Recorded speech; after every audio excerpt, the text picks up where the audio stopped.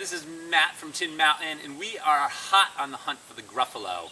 I had never heard of the Gruffalo until recently, but I just saw a reading not too long ago of the Gruffalo, and it really inspired me to go looking for the Gruffalo. And I hope it inspires you to kind of get into that mystery and look for the Gruffalo yourself. So I'm hot on the hunt for Gruffalo. In a little bit, Tara is actually going to read you guys a story called, appropriately enough, the Gruffalo. But how do we find the Gruffalo? The Gruffalo, to me at least, is a bit of a mystery because I have never run into anyone who has taken a photo of one or has any concrete evidence of the Gruffalo. But I keep hearing these rumors that there's a Gruffalo out there. So I want to find out this mystery for myself, if this mystery is true, if there really is a Gruffalo. So I read the book, or I saw it read online actually, and what I found is that the Gruffalo likes to eat mice, he likes to eat foxes, he likes to eat owls, and he likes to eat snakes. So if it's so hard to find a Gruffalo, I was thinking maybe we could actually look for appropriate Gruffalo habitat. We'll talk about habitat more in just a little bit. But Gruffalo habitat, what would it be? I was thinking they have to live somewhere where they can find their food. So if I could find evidence of a mouse or a fox or an owl or a snake, then maybe a Gruffalo would live in that area. So the reason I stopped here to this rock is because I found evidence of mice. So come in a little closer and I'll show you the evidence of mice. And if there's mice, maybe that will attract a Gruffalo.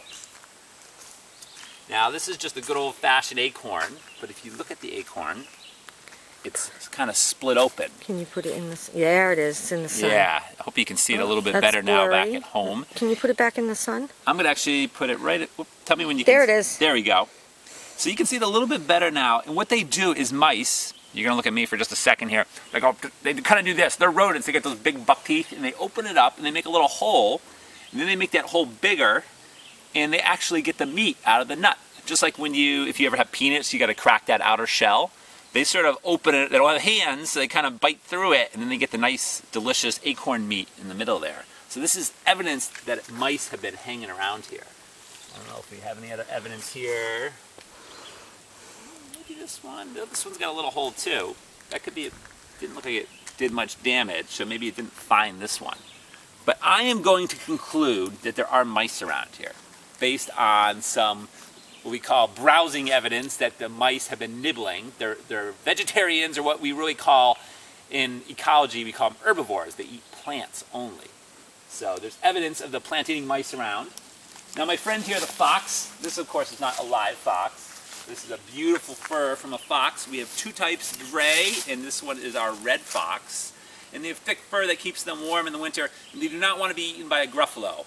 But I also know, or learned recently, that Gruffalos like to eat fox.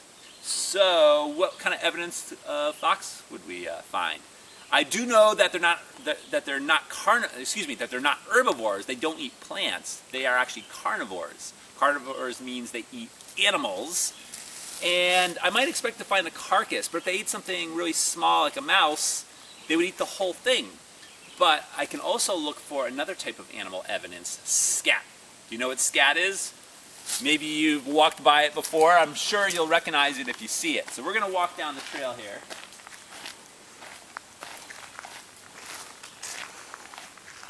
And scat is just animal waste, right? Everyone goes to the bathroom, so animals, when they go to the bathroom, they leave that evidence, and we call it scat, not poop. Let's see if we can find any scat.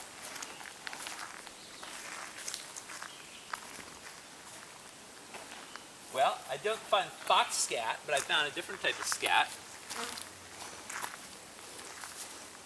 This is big and kind of hard to miss. Ideally, I would find Gruffalo scat, but you want the honest truth? I don't know what Gruffalo scat looks like.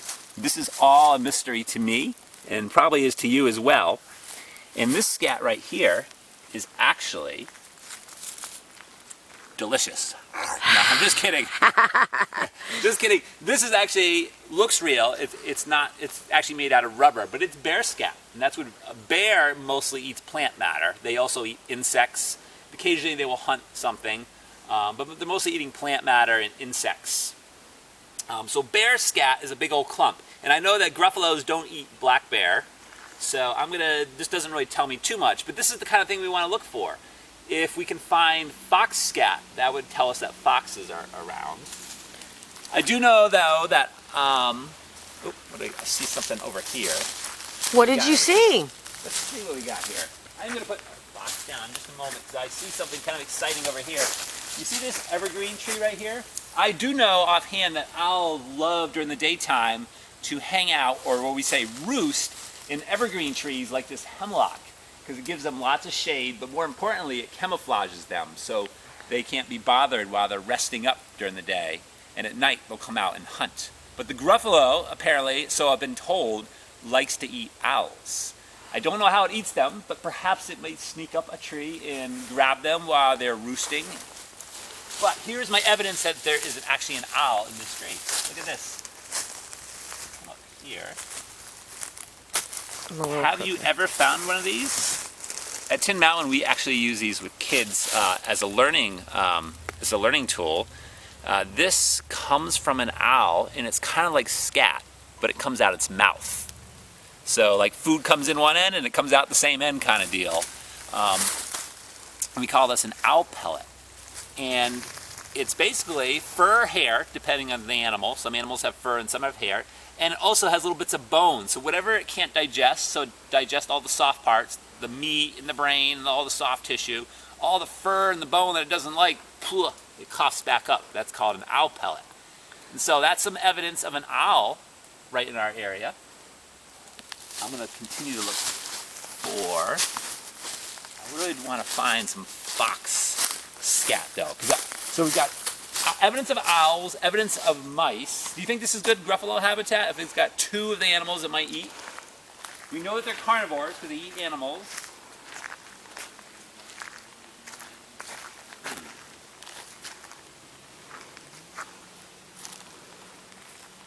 I smell something kind of strong. If you ever smell something that smells kind of like a skunk, that is actually fox urine or fox pee.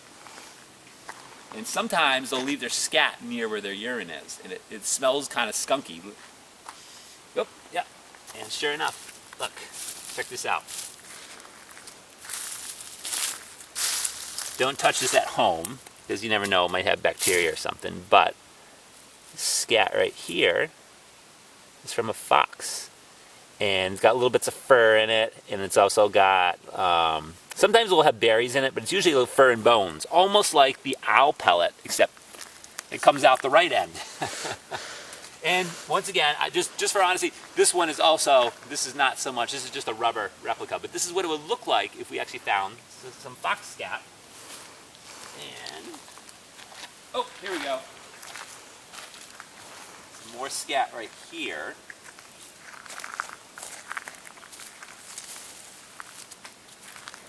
Whose is that? Good question. Does anyone watching this know what that is? You recognize it? I know sometimes they make jewelry out of it. Kind of gross. They dry it out first. This is actually from a plant eater. So we know the Gruffalo doesn't, well, I'm trying to think. The Gruffalo eats mice, and that's a plant eater. This is not mouse scat, though. Way too big. This comes from a moose.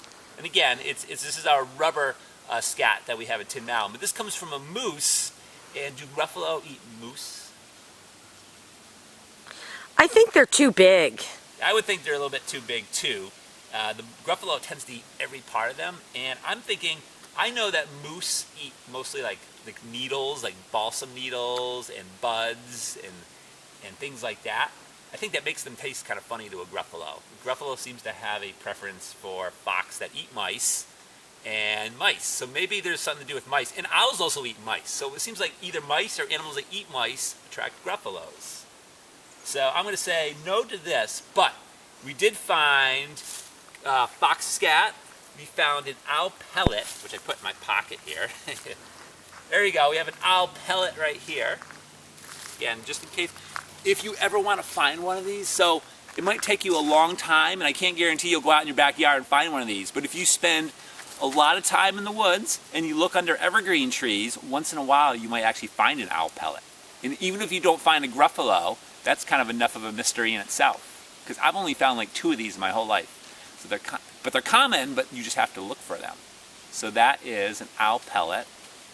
And then we also found evidence of browse, so not scat, but evidence of an animal feeding, and that browse was characteristic, we say, of a mouse. Remember, it opened up that acorn and made a little hole in it? So if we have mice, we've got evidence of fox scat, and we also have an owl pellet right here. If we have fox, owls, and mice, we haven't had any evidence of snake, but I think 3 out of 4 is pretty good. I'm going to say doesn't mean a Gruffalo lives here, but I would say this is worth coming back to another day here, and seeing if we can maybe find more evidence of a Gruffalo, and ideally, in the perfect world, we will find a Gruffalo. That would be so exciting.